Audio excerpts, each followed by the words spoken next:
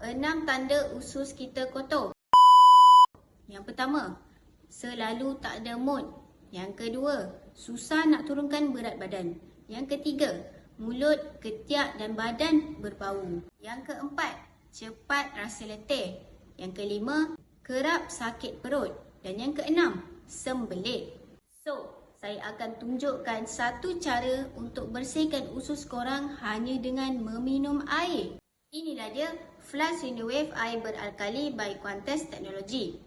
Ia bantu untuk proses detox dari dalam badan korang. Bukan itu saja, ia juga bantu untuk cuci usus secara semula jadi. Dan ia membantu menyeimbangkan pH badan korang supaya toksin dalam badan korang senang untuk keluar. Kalau korang nak mula detox usus dan bersihkan badan dari dalam, korang kena try Flush Renewave air beralkali ni.